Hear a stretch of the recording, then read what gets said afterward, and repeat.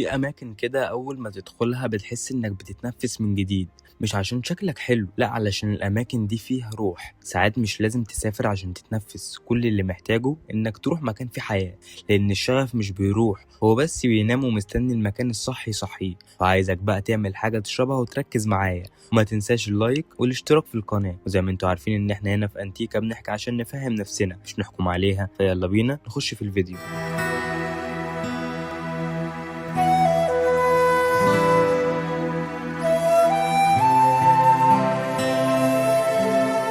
كان في شاب اسمه يوسف، كان دايما بيحب يصور ويعدل الصور ويعيش وسط الناس. لكن مع الوقت كل حاجة بقت باهتة جدا، نفس الكافيه ونفس الناس ونفس الروتين، وبقى حاسس ان الحياة نفسها بقت ابيض واسود وحلها السكون. وفي يوم من غير تخطيط نزل يتمشى في مكان على النيل، وبدأ يصور الناس العادية، ضحك طفل، رجل بيبيع ورد، وواحدة بتضحك مع أمها.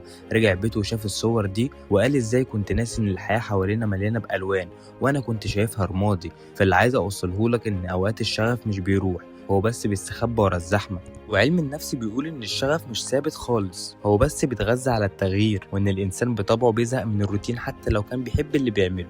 وده السبب ان السفر او حتى المشي في شارع جديد بيحرك فينا حاجة جوانا.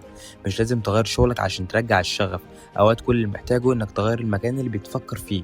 الدماغ بتربط الاماكن بالمشاعر، فلو مكانك دلوقتي بيفكرك بالتعب، روح مكان يديك طاقة. وكل ما تغير المشهد بتفتكر انك لسه فيك حياة. عارف احساس لما تدخل كافيه او جيم او حتى مكتبة وتلاقي الناس اللي حواليك شغالة بحماس؟ الطاقة دي على فكرة ممكن تتنقل لك، زي ما في ناس بتسحب طاقتك في اماكن بتشحنها. زي واحد راح مثلا يتمرن وسط ناس عندهم نفس الهدف، خرج مش بس متحمس، ده رجع مؤمن بنفسه اكتر. ساعات البيئة دي هي اللي بتحيينا من غير ما نلاحظ، فاختار المكان اللي بيزود نبضك مش بس اللي بيطفيه. بس خد بالك، مش كل مرة تروح فيها مكان جديد هتحس بحاجة. في فرق بين انك تهرب من نفسك وانك تدور عليها. اللي بيهرب من نفسه بيفضل يدور على الشغف في كل مكان، لكن اللي بيدور على نفسه بيكتشف ان الشغف عمره ما كان في المكان خالص، ده كان فيه هو. فيوسف بعد فترة فهم كده، فهم ان النيل مرجعش شغفه خالص، هو اللي اختار يعيش اللحظة دي تاني، وان الروح اللي بتدور عليها بره ممكن تكون مستنياك جواك. في الاخر الشغف مش لحظة حماس خالص، ولا صدفة بتيجي لما تكون مبسوط. الشغف قرار صغير بتاخده كل مرة تقول فيها أنا لسه قادر أحاول.